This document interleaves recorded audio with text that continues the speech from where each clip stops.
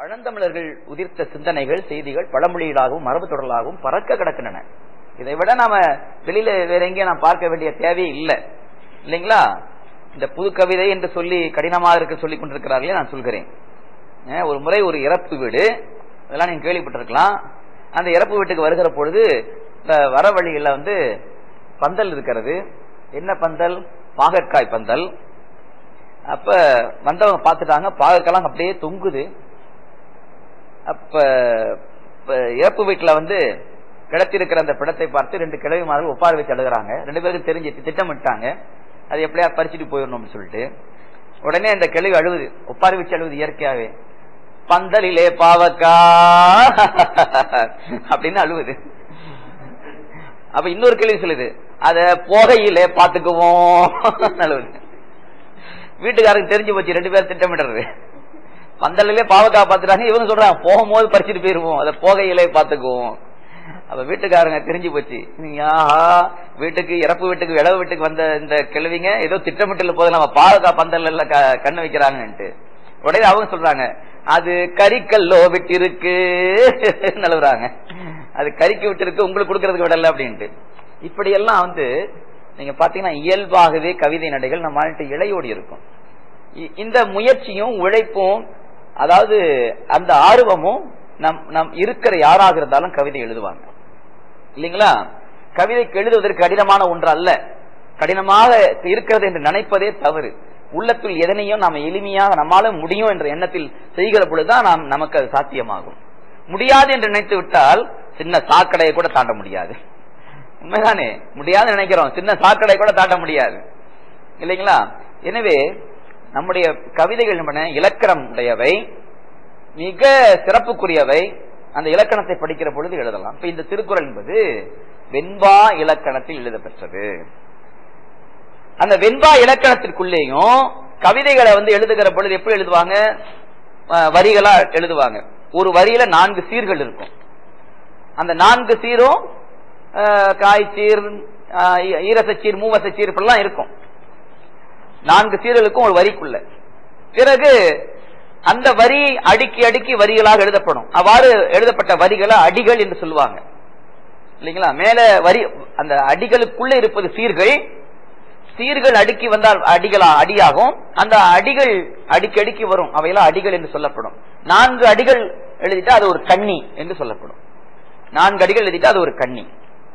திருக்குறள் 2 அடிகளால் எழுத பெற்ற ஒரு வெண்பா.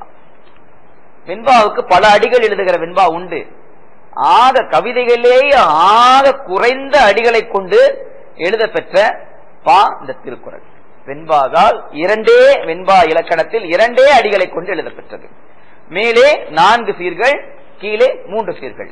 அகர முதல எழுத்தெல்லாம் ஆதி பகவன் முதற்றே, பகவன் முதற்றே உலகு. இந்த பகவன் முதற்றே உலகு என்பது கீழே வரும். மேலே அகர முதல எழுத்தெல்லாம் ஆதி என்பது மேலே வரும். இதற்கு இலக்கணம் உண்டு. அகர அகர அகர என்று வந்தா ர கடைசியா இருக்குது இல்லையா? அது இப்ப நான் விளக்கணும் உங்களுக்கு புரியாது, நான் கவிதைத்துறைக்கு போயிரும். அதனால சுருக்கமா சொல்கிறேன், மேலோட்டமாக மட்டும் நான் சொல்கிறேன். நான் அதற்கு உள்நுழைந்து போகவில்லை. அது காலம் வாய்க்கிற பொழுது இந்த கவிதை பற்றி நான் உங்களுக்கு விளக்கப்படுத்துகிறேன். அகர, அக என்பது ஆ என்பது குறில், கா என்பது குறில். குறிலும் குறிலும் சேர்ந்தால் அது நிறையசையாகிவிடும். அசையில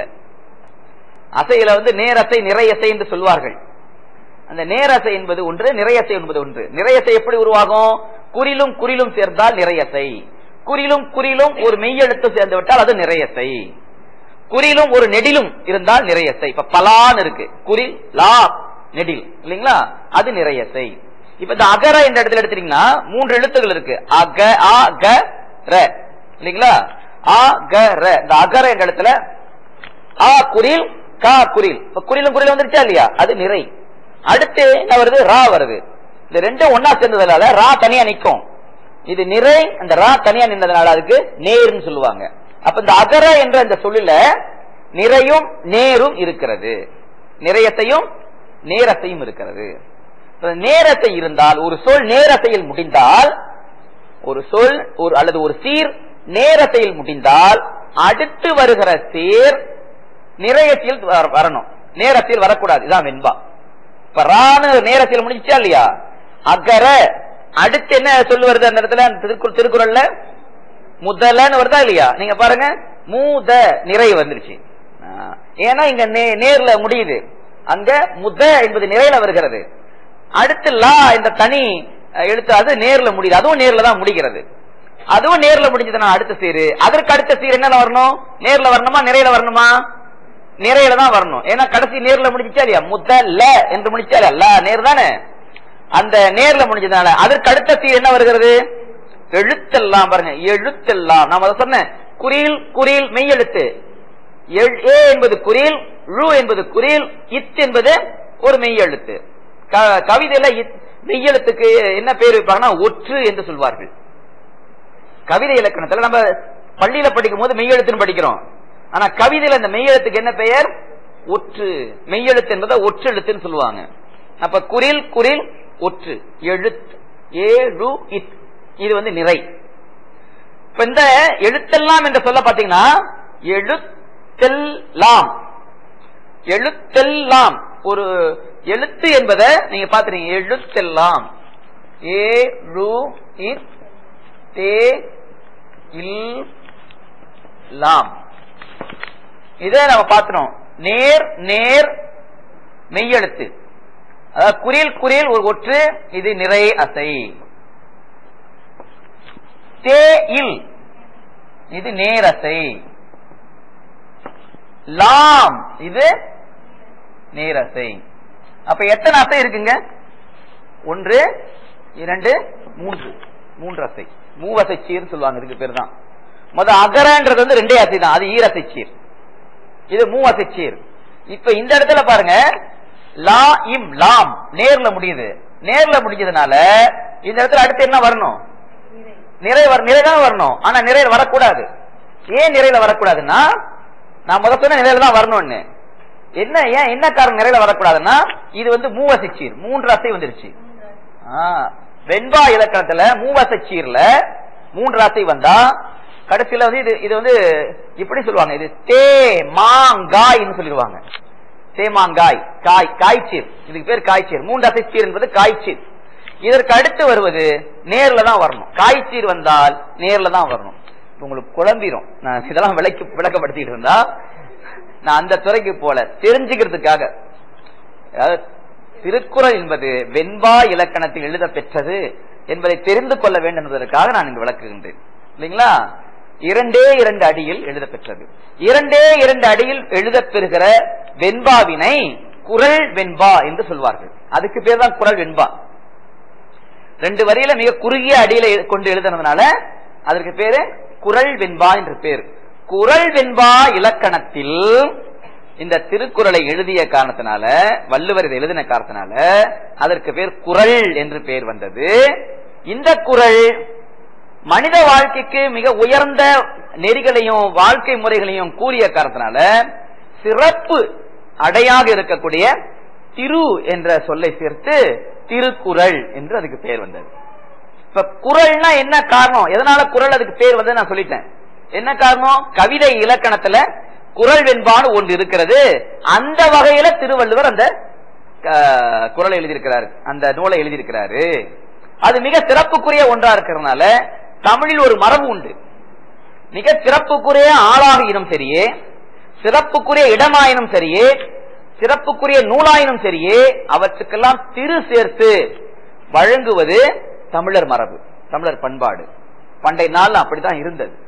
எல்லாத்துக்கும் திரு சேர்த்து வழங்குவாங்க. ஆட்களையும் கூட திருநாவுக்கரசர், திருஞான சம்பந்தர் இல்லைங்களா, திரு சேர்த்து வழங்குவார்கள். அதே போல நூல்கள், பல நூல்கள் திரு சேர்த்து வழங்க பெற்ற நூல்கள் பல உள்ளன. திருமுறை, திருமறை இல்லைங்களா, திருக்கோவை, திருவாசகம், திருப்புகழ் இருக்கா இல்லையா, அருணகிரிநாதர் எழுதிய திருப்புகழ் இருக்கா இல்லையா, முத்தை தருபத்தி திருநகையத்தி கிரச்சத்தி செரவன முத்துக்குரு வித்துக்குருவர என ஓத, கேட்டீங்களா பாட்டு? அது அருணகிரிநாதர் திருப்புகழ். அது அதெல்லாம் வண்ணப்பாக்களா எழுத பெற்றவை. தத்தத்தன தத்தத்தன தன தத்தத்தன தத்தத்தன தன தத்தத்தன தத்தத்தன தன தனதான அதுக்கு ஒண்ணு இசையமைக்கிறாங்க. திரைப்படத்துல இசையமைச்சாங்க. ஒரு அருமையான ராகத்தை எடுத்து இசையமைக்கிறாங்க. என்ன ராகம்? முருகன். இது முருகனை பற்றி படிக்கிறதுனால முருகனுக்கு வடமொழியில சண்முகனும் பேரு. அப்ப ராகத்துல பிற்காலத்துல எல்லாம் பேர்லாம் வடமொழியில மாத்தி விட்டான். ஒரு காலத்துல தமிழ்ல இருந்தது. இப்ப சண்முக பிரியான ஒரு ராகம் இருந்தது. இந்த சண்முக பிரியான ராகத்துல இந்த பாட்டு அமைச்சிருக்கானுங்க. முத்தை தருவத்தி திருநகையத்தி கிரஜத்தி சரவண முத்து குருவித்து குருபர என ஓத அப்படின்னு வரும் இல்லைங்க. அறிவுக்கு விருந்தாகும் திருக்குறளே, அறிவுக்கு விருந்தாகும் திருக்குறளே, வள்ளுவன் ஆக்கி நமக்களித்த அரும்பொருளே, அறிவுக்கு விருந்தாகும் திருக்குறளே.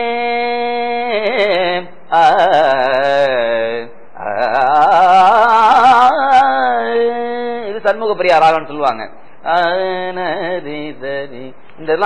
இந்த அமைப்புல நீங்க பாத்தீங்கன்னா பல பாடல்கள் அமைக்க பெற்றிருக்கிறாங்க சண்முக பிரியா ராகத்துல. எதனால? முருகனுக்காக படிச்சதுனால. சண்முகன்னா முருகன் தானே, முருகனுக்கு விரும்பிய பாடல் என்ற பொருள், ராகம் என்ற பொருள் அந்த ராகத்தில் அமைச்சிருக்கான் பாட்டை. அப்படியே அந்த பாட்டுக்கு, அதாவது எந்த பாடலா இருந்தாலும் சரி, அது குறையுடைய பாட்டோ சிறப்புடைய பாட்டோ, அந்த பாட்டுக்கு இசை போட்டீங்கன்னு வச்சுக் கொள்ளுங்களேன், அது தூக்கி விட்டுரும். அந்த பாட்டுல பொருள் இருக்கோ இல்லையோ, ஆனா பாட்டுக்கு இசை அமைத்தால், அதாவது குறையுடைய பாட்டுக்கு இசை நன்று அப்படின்னு சொல்லுவாங்க, இசை போடுன்னா அப்படியே தூக்கி விட்டுரும். அந்த மாதிரி இப்ப இளையராஜா கூட ஒரு பாட்டுக்கு ஒரு முறை பேசினார். ஒரு சினிமா பாட்டுல ஒரு கருத்துல விளக்கும் போது சொன்னார், ஒரு வரியை சொல்லுகிறேன், இதுல என்ன பொருள் இருக்குன்னு சொல்லுங்க பாப்போம்னு சொன்னார். சுந்தரி கண்ணால் ஒரு சேதி, சொல்லடி முன்னால் ஒரு தேதி. இதுல ஏதாவது ஒரு அர்த்தம் உண்டா? ஆழமான பொருள் உண்டா? சுந்தரி கண்ணால் ஒரு சேதி, சொல்லடி முன்னால் ஒரு தேதி. இதை கொண்டு போய் சொன்னா இது என்ன? அது சுந்தரி கண்ணால் ஒரு தேதி, சொல்லடி முன்னால் ஒரு தேதி. ஆனா இந்த பாட்டுக்கு அவர் இசை போட்டாரு. சுந்தரி கண்ணால் ஒரு சேதி, சொல்லடி முன்னால் ஒரு தேதி. நானே நானே எப்படி பொத்தி குட்டுச்சா பாட்டு. சும்மா சாதாரண ஒரு பாட்டை இசை போட்ட பிறகு எப்படி ஆயிருச்சு? எங்கேயோ போயிருச்சு இல்லையா?